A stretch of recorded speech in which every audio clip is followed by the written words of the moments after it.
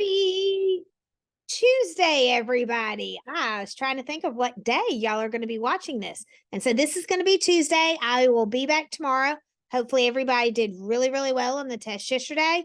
If you weren't here and you didn't get to take the test yesterday, then we can take it tomorrow. I can key that for you tomorrow. Okay, so today we are starting chapter 3. And so we are going to do 3.1. So let me go and share my screen. Going into a whole new section here. Okay, so 3.1, how fun. We are going to talk about the relationship between two categorical variables. So far, we've been doing quantitative data. We've had actual numbers. We can do a mean, median, mode, interquartile range, all that. When we get to categorical values, or a lot of people call it nominal data, this is where, like, I'm asking you, what kind of car do you drive? Ford, Chevy, things like that. I can't put a number to it. So we're now going to talk about how we do relationships between those. So we are going to be able to distinguish between what is an explanatory and a response variable, making a segmented bar chart to display the relationship between two categorical variables. So it'll have, like, this category and this category. And then we're going to determine if there is an association between two categorical or nominal variables and describe the association if it exists. Because sometimes we can compare two things, but there's really not an association. One doesn't cause the other or affect the other. We just have picked two things. Okay. So in chapter 1, we talked about using a bar chart or a pie chart. This is way we can describe nominal data. So if you look here, we've got education level. How many people did high school graduate, less than, some college, bachelor's degree, advanced degree, master's, or doctorate. Here is a bar graph with it. Okay, we know it's a bar graph, not a histogram, because on the bottom, we don't have ranges. And 2, they're not all connected. Okay, so here we're comparing male and females and which superpower they wanted. Remember that? Because I said, maybe I wanted to be able to fly. Then I could go anywhere I wanted. So now we're going to talk about, is there a relationship? So if we look at this bar graph we have here, is there a relationship between what the males chose and what the females chose? Okay. So the first step would be to determine if there is a response variable.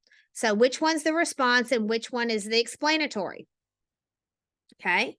So the response variable is going to be the measure of an outcome of a study. What are you trying to determine?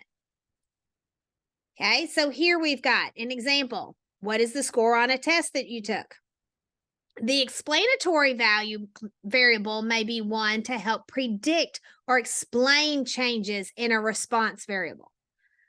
Okay, so hours spent studying could affect what your score is on a test.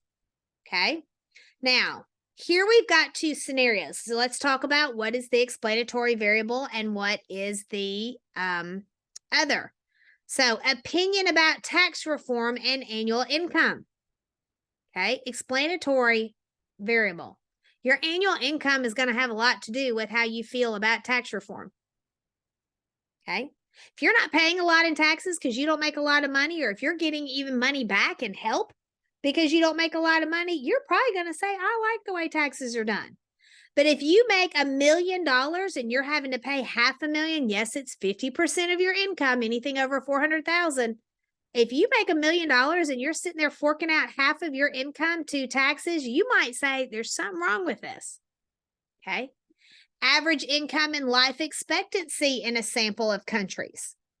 Okay. Now, explanatory variable would be the average income. And think about it. If you've got a lot of money, can you afford good health care? I mean, we have people like that in America right now.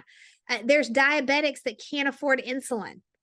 It's really, really sad that we have people that cannot afford the life-saving medication. So could that affect their life expectancy? Yes. And if you have the money to afford the medication, could you live longer? Sure.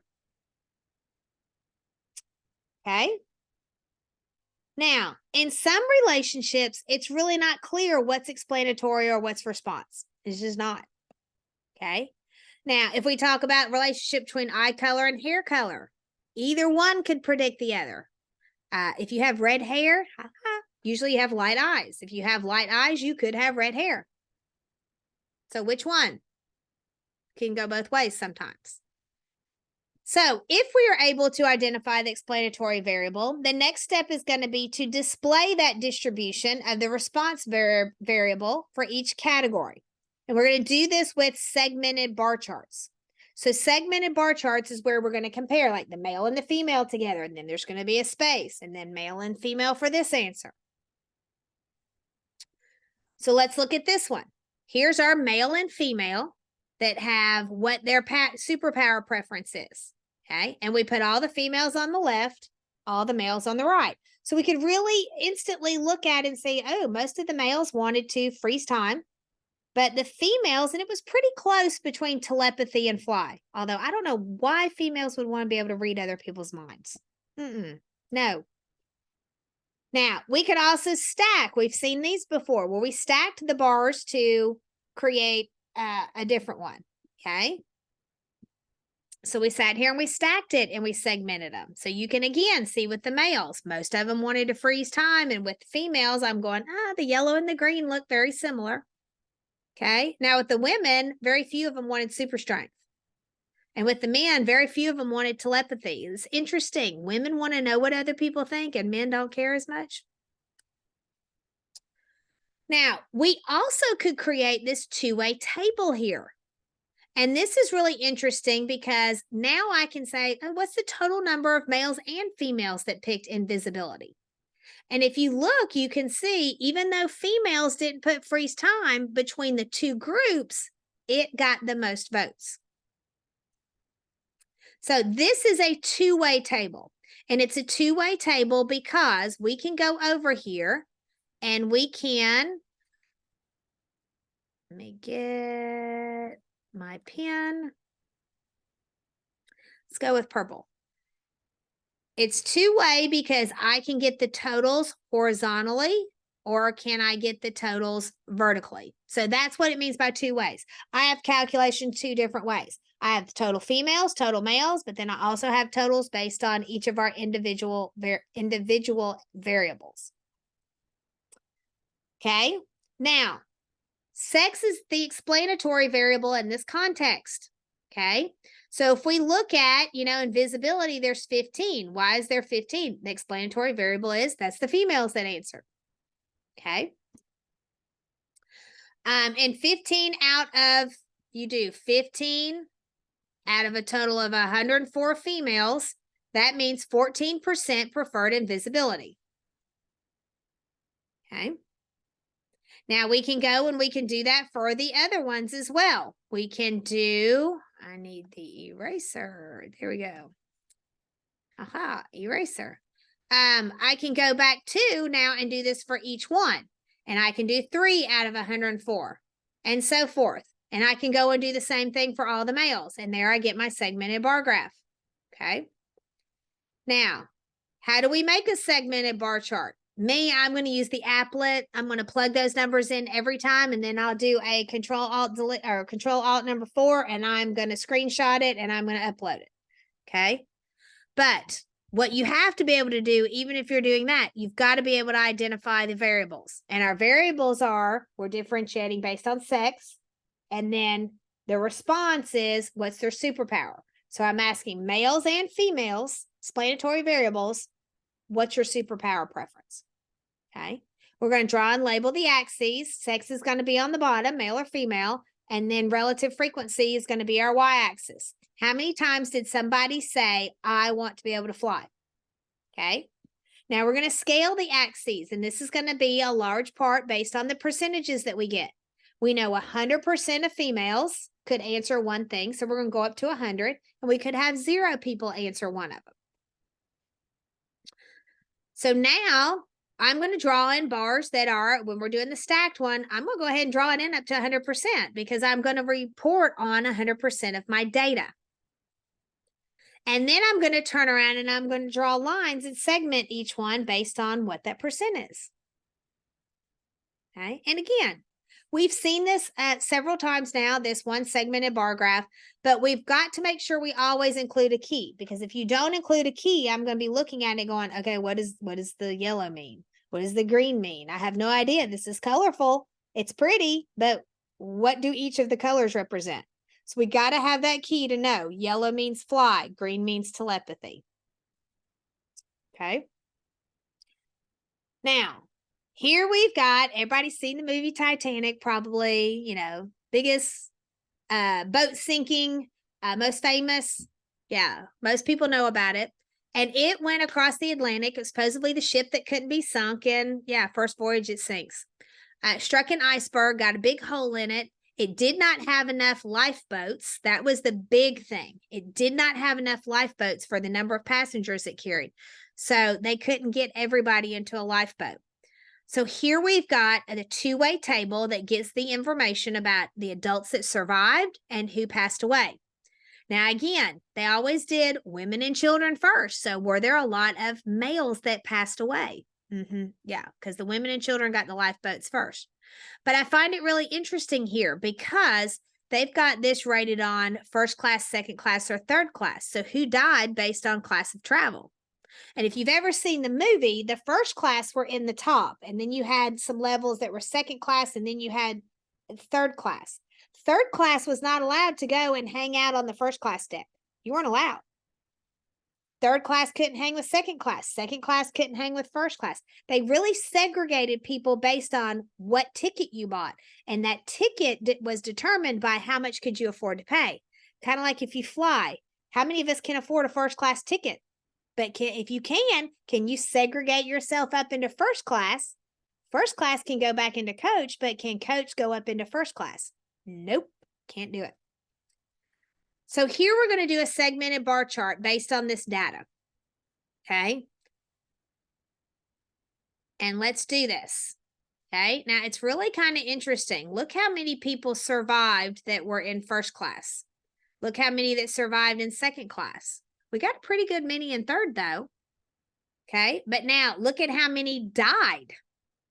Only 122 in first class. I bet most of those are men.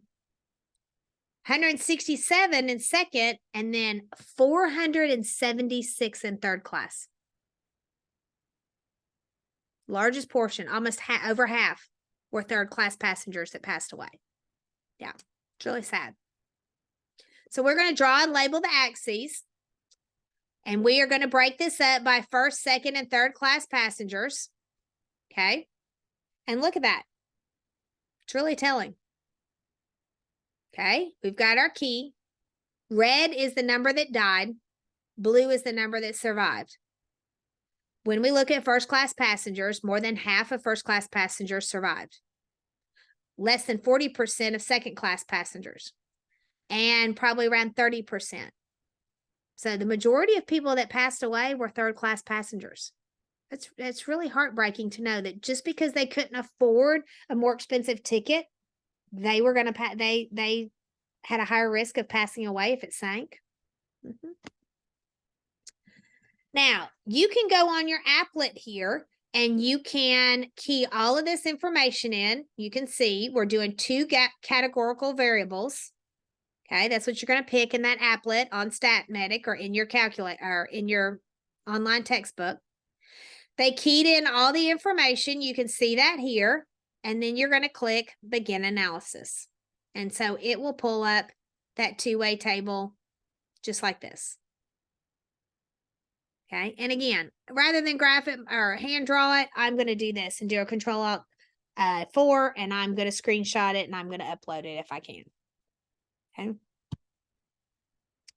Now, once we have our graph, so that's analyzing the relationship, we're now going to see, is there an association? And so I've kind of already been inferring that a little bit that, oh, if you were a third class passenger, you had a greater chance of passing away.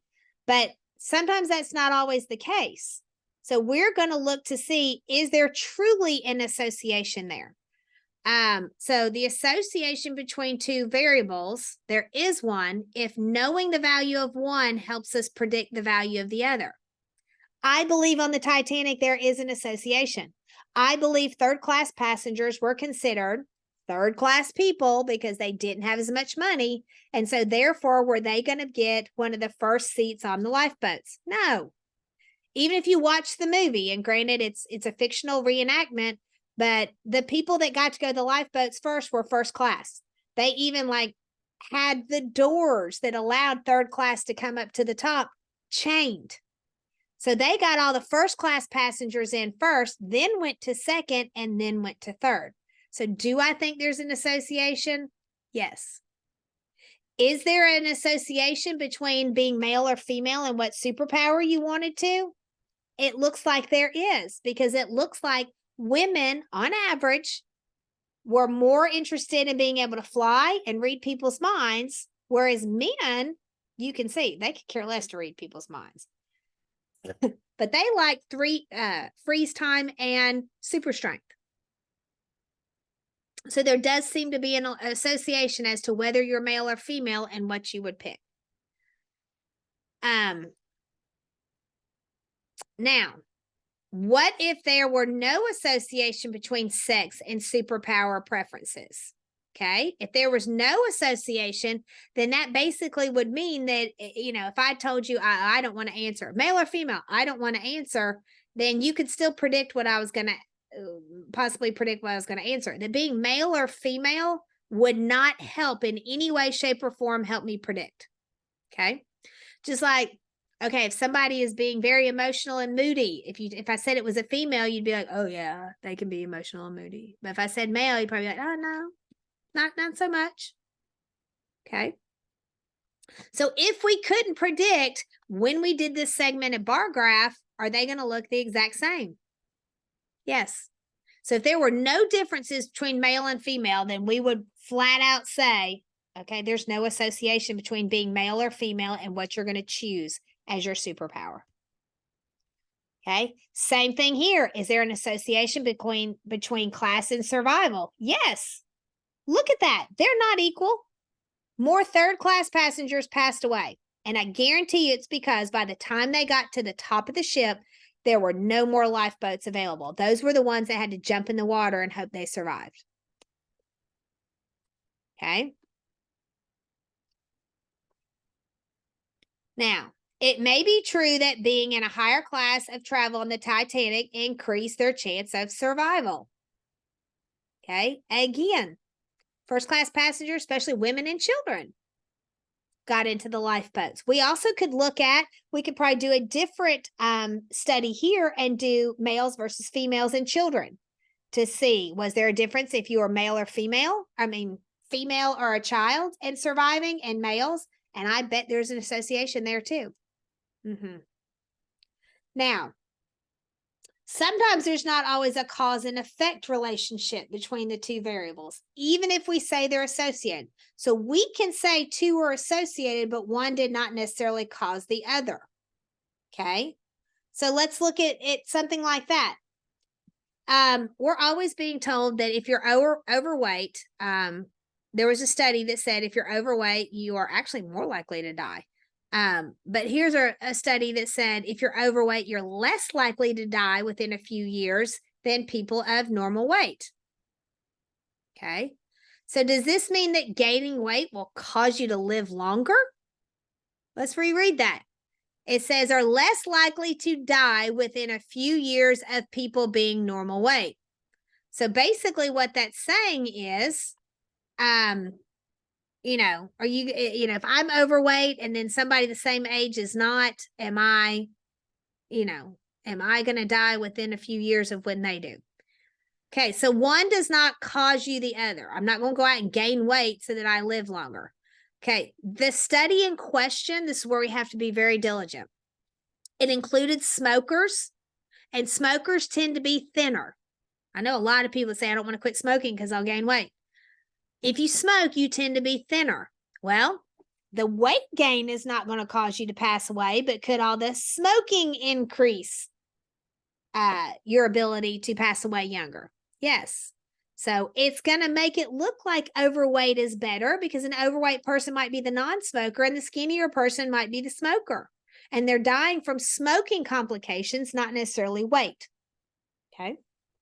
So we can't confuse that association means one causes the other, okay? So here we go. We distinguish between explanatory and response variables. We made a segmented bar chart. You can use those in your applets. That's probably the best way to do it is in the applet. And then we talked about if there's an association, does it necessarily do cause and effect? And if there is an association, what is that association? We can describe it. All right, so get started on 3.1, and I will see you tomorrow with any questions. And if you need to make up Chapter 3 test, we'll do that at that time. Talk to you then. Everybody have fun.